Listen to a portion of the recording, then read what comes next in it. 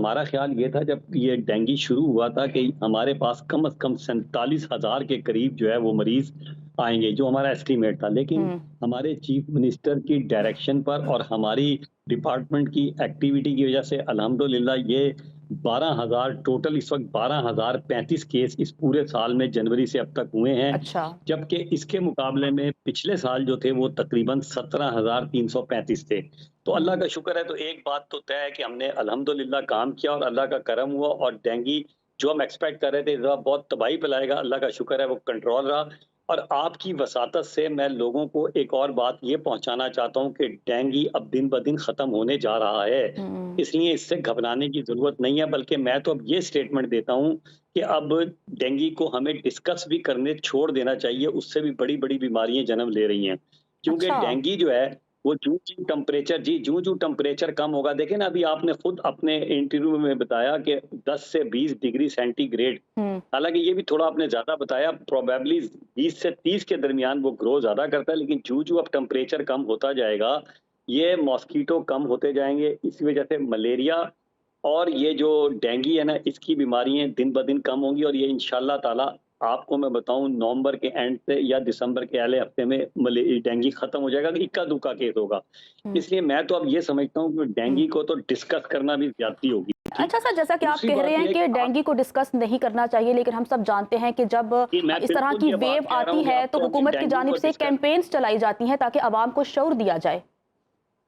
जी, मैं वही अर्ज़ कर रहा हूँ कि डेंगू करने के बजाय अब हमें जो डिस्कस करना चाहिए वो बीमारियाँ हैं जो इस वक़्त हमारी मिट्टी की वजह से, एलर्जी की वजह से, पॉलन की वजह से, आज जैसे आपको पता है वर्ल्ड सीओपीडी भी है, क्रोनिक ऑब्स्ट्रक्टिव लंग डिसीज़ेज़, ये वो बीमारियाँ होती हैं, जो बहुत ज़्यादा लोग सिगरेट पीते हैं, उनकी वजह से जो फेफड़ों को जब हम साँस लेते हैं वो फूलते हैं, अंदर हुँ। हवा जाती है और फिर वो बाहर निकलती है, हुँ। वो उनकी जो इलास्टिसिटी है वो डिस्टर्ब हो जाती है। आज वर्ल्ड डे है उसका, बात करनी है तो हम उस पे करें, क्योंकि उसकी वजह से बहुत सारे लोगों को बार-बार इन्फेक्शन होती है और ख़ास तौर पे जब ये स्मोक का मौसम होता है, जिसमें आपको हुँ। पता है धुंध हुई है, मिट्टी हुई है, एलर्जी हुई है, तो ये मरीज़ों के लिए ज़्यादा खतरनाक है।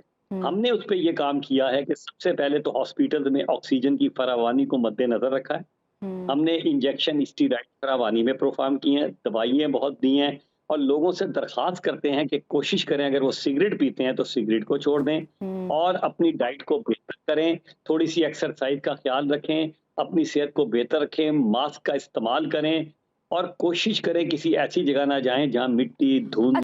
स्मॉग की बात की जाए तो स्मॉग भी आज ही हमारा टॉपिक है, उस पर हमने बात भी करनी है, लेकिन चूंकि आप निगरान काबीना का हिस्सा हैं तो बताइएगा कि स्मॉग के हवाले से हुकूमती इकदामात क्या होंगे? क्या उसी तरह से स्कूल कॉलेजेस को बंद किया जाएगा या फिर किसी और किस्म के फैसले मुतवक्के हैं?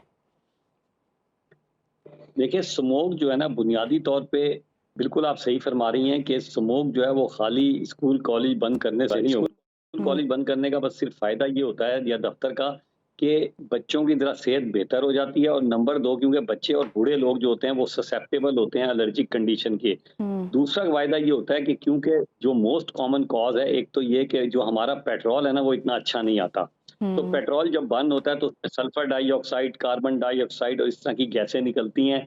तो हमने ये किया है कि शुरू के हम पेट्रोल पंप के पेट्रोल की क्वालिटी को भी चेक करना शुरू कर रहे हैं। क्योंकि ख़ास तौर पे ये जो ईरान से पेट्रोल स्मगलिंग होके आता है ना, ये बहुत ज़्यादा प्रॉब्लम क्रिएट करता है।